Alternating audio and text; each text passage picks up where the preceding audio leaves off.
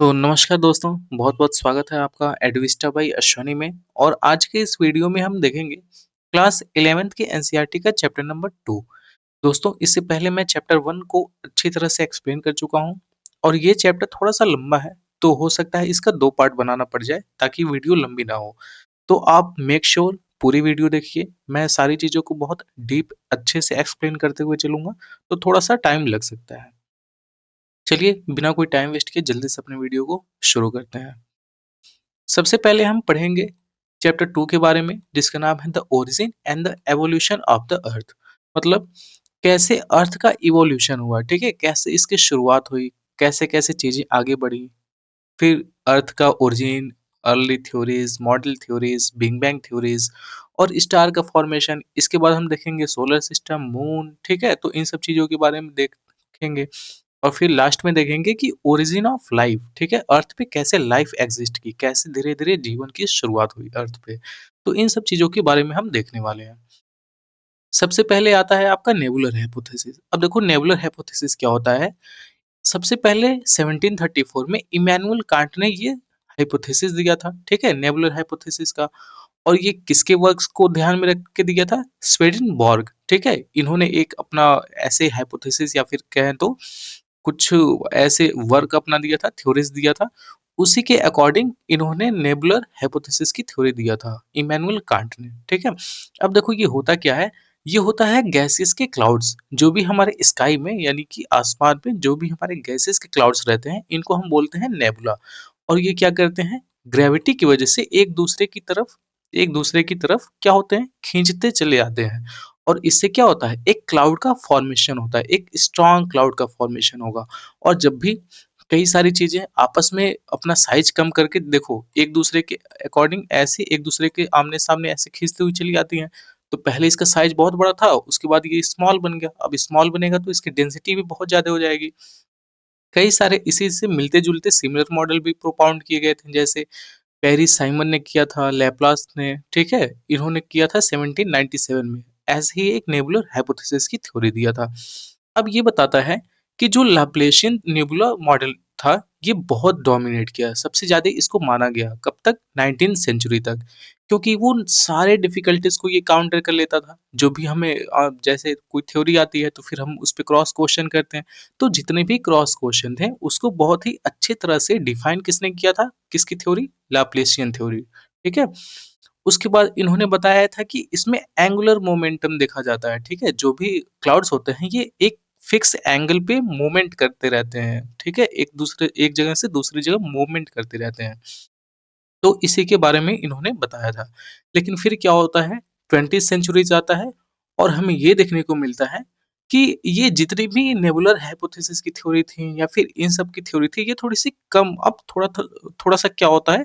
Movement shift होता है, ठीक है। हम नेबुला हाइपोथेसिस से लेके किन्हीं दूसरों चीजों पे हम फोकस करते हैं। तो अब किन किन चीजों पे फोकस करते हैं?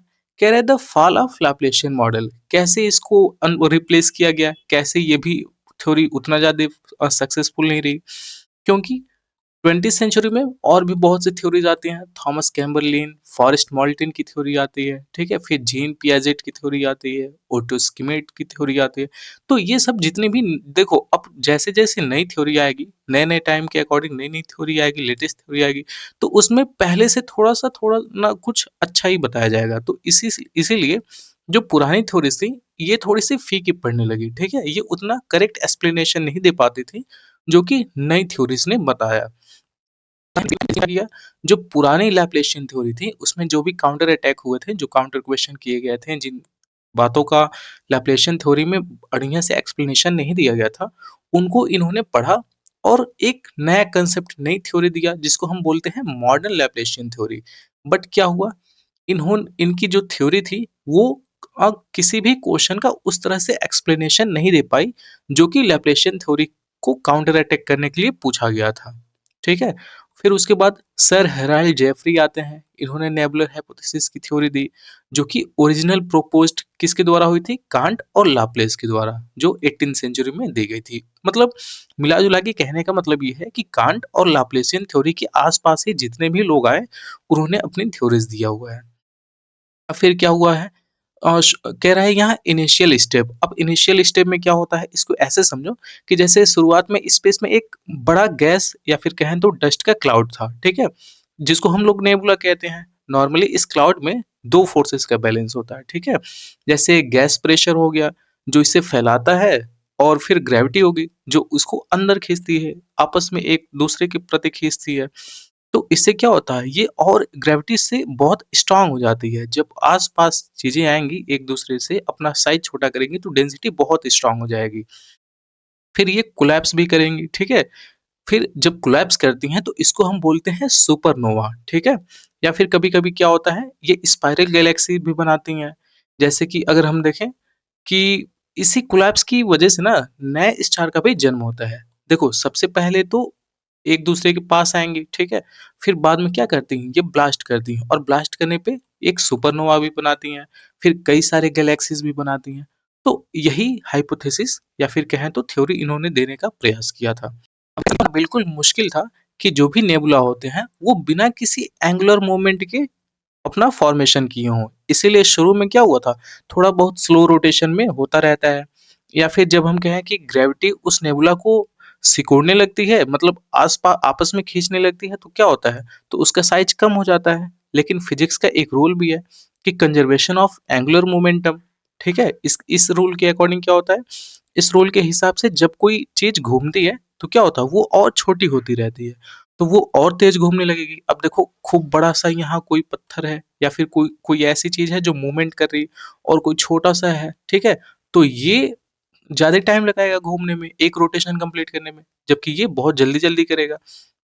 तो जब भी कोई चीज छोटा हो जाएगा तो वो बहुत तेजी से घूमने लगेगा, और जो बड़ी चीजें होती हैं वो थोड़ा सा धीमे धीमे घूमती है।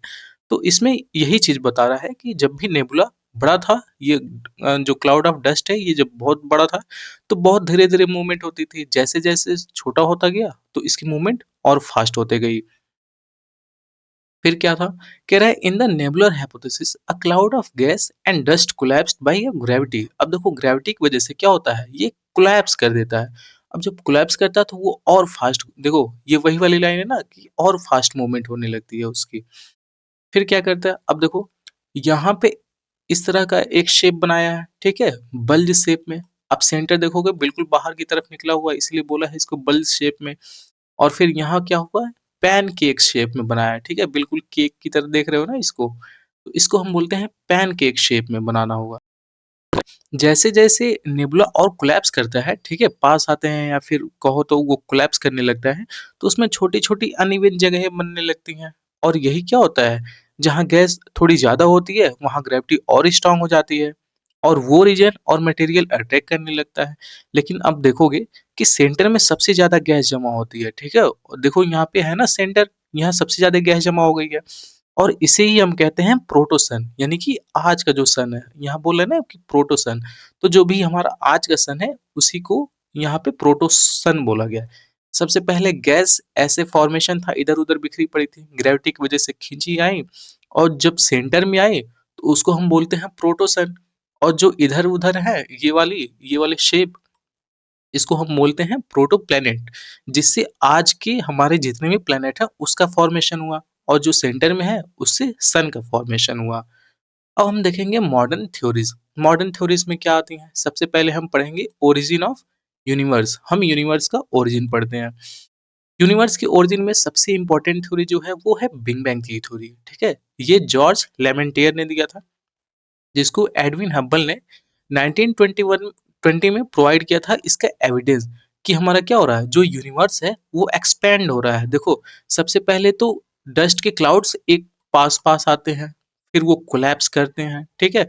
और उसके बाद कोलैप्स करने के बाद, ब्लास्ट करने के बाद, फिर एक दूसरे से दूर जाते हैं। तो जब भी एक दूसरे से दूर जाएंगे तो एक्सपेंड होंगे, ठीक है? तो अगर ये एक्सपेंड हो रहे हैं तो हमारी गैलेक्सी भी एक दूसरे से दूर जा रही है। उसी चीज को समझाने का प्रयास किया गया है यहाँ पे। अब इस चीज़ को लेबोरेटरी में भी टेस्ट किया गया। आप देखोगे यहाँ पे कुछ टूल्स हैं जिसमें राउंड बलून हो गया, mask tape, tape measures, pen या फिर पेंसिल। आप भी इस एक्सपेरिमेंट को कर सकते हो और समझ सकते हो। देखो, इस पूरे एक्सपेरिमेंट का मैं समरी बता देता हूँ कि इसमें क्या होता है।